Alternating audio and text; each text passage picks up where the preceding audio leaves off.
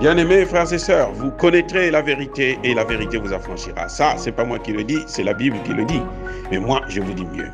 Vous connaîtrez la vérité historique, notamment celle de vos ancêtres kémites, et vous aurez une vision globale de ce que c'est que la vraie souveraineté politique. J'ajoute, vous reviendrez à la spiritualité africaine ancestrale et vous comprendrez les enjeux de l'indépendance économique. Et pour terminer, vous accepterez votre identité culturelle kémite et vous obtiendrez deux choses. La première, c'est la paix. La seconde, c'est le développement, à une condition. L'unité de toute l'Afrique noire, l'unité de tous les Noirs du monde entier.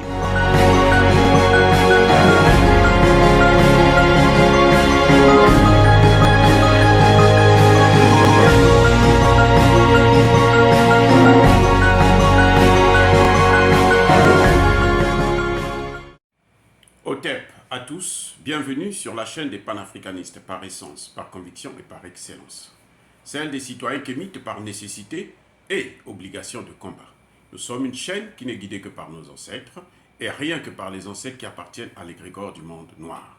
Par conséquent, nous ne croyons en aucun Dieu venu de l'étranger. Toutefois, cette vidéo n'est aucunement destinée à inciter à la haine ou à la violence, car nous menons un combat qui est d'abord et avant tout spirituel, intellectuel et démocratique.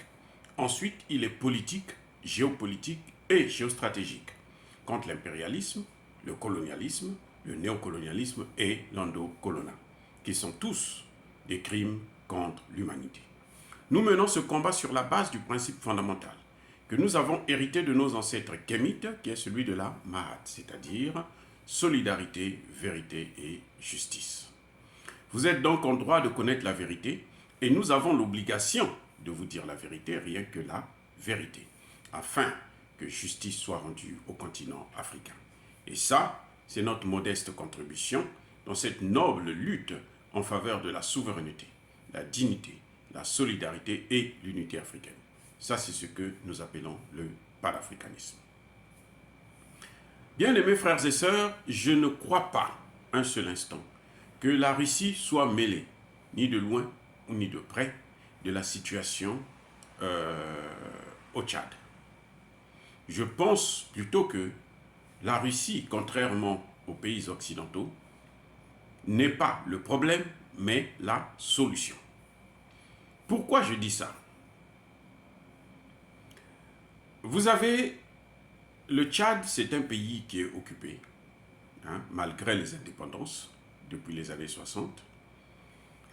Quand on a commencé à découvrir le pétrole, 90% du pétrole tchadien est exporté vers la France.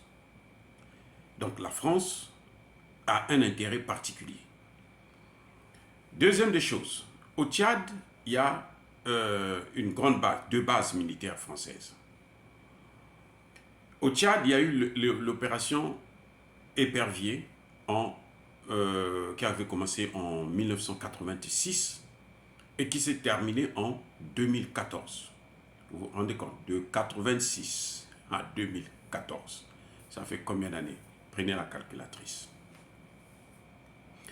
Et en 2014, quand l'épervier se termine, eh ben, elle est tout de suite remplacée, il est tout de suite remplacé par Barkhane. Ça veut dire que la France est là en permanence. C'est la France qui tient les rebelles. C'est la France qui arme les rebelles. Le Mali l'a déjà prouvé et la Syrie l'a prouvé. Donc, la France, on sait que c'est son travail, déstabiliser les États pour mieux les contrôler. Donc, la France tient les rebelles. Mais c'est la France aussi qui tient Idriss Déby. C'est la France qui soutient Idriss Déby.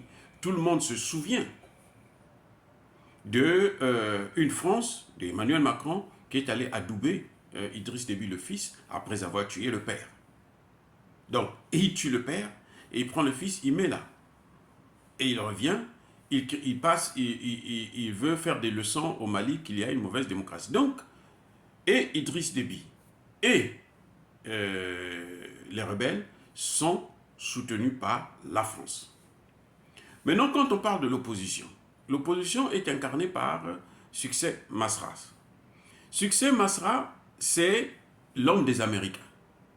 Lui, du vivant du père, le maréchal Idriss Déby Itno, lorsqu'il était en difficulté, il partait se cacher tranquillement à l'ambassade des États-Unis. Et nous savons que les États-Unis ne reçoivent pas quelqu'un qui est indésirable, quelqu'un qui ne fait pas leur affaire. C'est ainsi que vous vous souviendrez de l'histoire de Olympio qu'on a tué au portail de l'ambassade des États-Unis au Togo. Pourquoi? Parce que monsieur, il y a un coup d'État dans le pays, il fuit pour sa sécurité vers l'ambassade des États-Unis et il arrive, l'ambassade des États-Unis refuse de le protéger, de le laisser entrer pour le protéger. Ce qu'elle fait, elle appelle plutôt les Français qui le cherchaient pour dire que non, mais la personne que vous cherchez est à mon portail, là, moi je ne vais pas l'ouvrir, venez la battre devant chez moi. Et c'est comme ça qu'on est venu le tuer, tout simplement, sans se poser des questions. Vous voyez? Donc, vous avez d'un côté les hommes de la France, de l'autre les hommes des Américains. Ce qui revient à dire qu'au Tchad, c'est une situation occidentale. C'est-à-dire que c'est un pays, le maître de l'Occident, le grand patron, les États-Unis, qui veulent chasser un des paillassons, c'est-à-dire Emmanuel Macron et la France. En fait, c'est ça la guerre qu'il y a. C'est entre eux. Ils se battent entre eux. C'est pour ça que c'est maintenant la Russie qui devient le troisième larron. C'est-à-dire que celui qui peut sauver le bateau Tchad. Parce que si Idriss Déby, puisque Succès Masra ne peut visiblement pas s'affranchir, aller du côté des Russes, parce que là, c'est clair que les Américains vont la battre. Parce qu'on ne baptise pas avec le diable. Mais Idriss Déby, par contre, en tant que président, il a le choix. Surtout qu'il est soutenu par les Français. Et on sait, il a l'expérience, il a vu ce qui se passe au Centrafrique, juste à côté, et ce qui se passe au Mali. Il sait que sa seule voie de sortie, c'est la Russie.